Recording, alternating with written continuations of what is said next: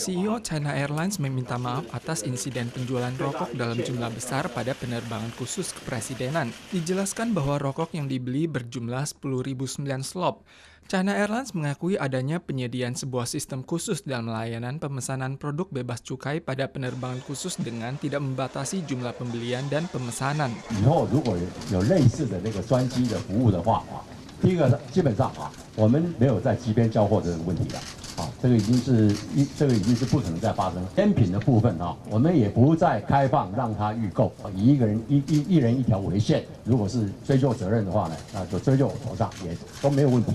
China Airlines akan membatalkan layanan pemesanan awal produk rokok untuk penerbangan khusus. Berdasarkan data China Airlines selama 5 tahun ini, jumlah pembelian rokok pada penerbangan khusus era kepemimpinan Presiden Tsai Ing-wen adalah 342 menjadi 6.000-an slop.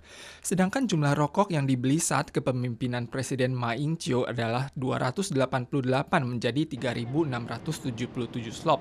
Total penjualan rokok selama 5 tahun berjumlah 35.000 lebih slop. Terkait penyimpanan rokok dalam jumlah besar di gudangnya, China Pacific Catering Services menyatakan tidak melakukan kalkulasi jumlah loading produk bebas cukai saat mendapat instruksi pengambilan rokok saat penerbangan kembali.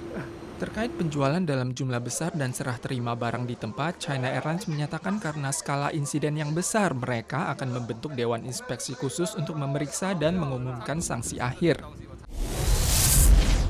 Batasan usia pensiun tenaga kerja Taiwan adalah 65 tahun, namun usia pensiun pada kenyataannya adalah 61 tahun. Tingkat partisipasi tenaga kerja oleh kalangan usia menengah ke atas Taiwan lebih rendah dari Jepang dan Korea. Untuk mendorong kembalinya tenaga kerja kalangan berusia lanjut, Yuan Eksekutif meloloskan RUU peningkatan ketenaga kerjaan usia menengah ke atas yang melarang majikan untuk melakukan diskriminasi karyawan berdasarkan usia. Pelanggar akan didenda 300.000 hingga 1,5 juta dolar Taiwan. UU juga melonggarkan ketentuan penandatanganan kontrak antara majikan dan karyawan yang berusia 65 tahun ke atas. 很多的尤其是一些服务业，它本来就有一些临时性的人力需求，他会不会说，有这样东西我可以签订期契约，因此我就都使用高龄者。那这样的话，其他年龄族群就会受到一些排挤。 UU Ketenagakerjaan saat ini mengatur bahwa penandatanganan kontrak rutin hanya boleh diberikan kepada pekerja sementara dan jangka waktu pendek. Namun seiring revisi batasan ketenagakerjaan berusia lanjut, pihak majikan justru memiliki alasan untuk menghemat biaya tenaga kerja. Kendala yang dihadapi oleh banyak karyawan yang masih belum mencapai usia pensiun adalah merawat orang tua mereka sehingga terpaksa pensiun awal.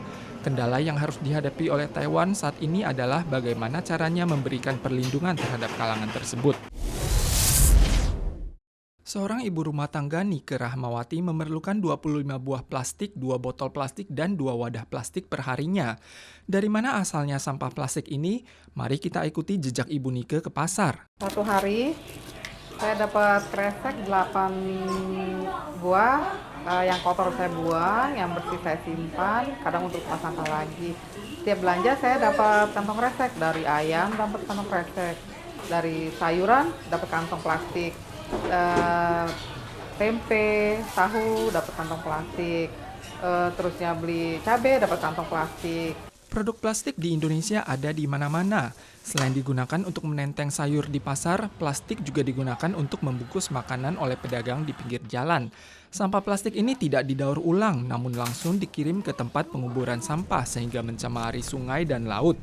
Berdasarkan data PBB, sekitar 8 juta ton sampah plastik larut ke dalam laut setiap tahunnya. Indonesia merupakan negara pencemar laut terbesar kedua. 60% sampah laut berasal dari RRT Indonesia, Filipina, Vietnam, dan Thailand. Upaya pengurangan penggunaan kantong plastik harus dimulai dari perubahan gaya hidup sehari-hari. Kedepannya sih kalau ke pasar saya berusaha mau bawa keranjang belanja sendiri. Terusnya kalau kira-kira kayak sayuran nggak perlu pakai kantong plastik, saya langsung masukin ke keranjang aja. Saat ini semua negara berupaya mendorong gerakan pengurangan plastik. Indonesia juga memiliki peranan dan tanggung jawab besar. Namun untuk mencapai hasil signifikan, selain implementasi hukum oleh aparat pemerintah, juga diperlukan kesadaran masyarakat.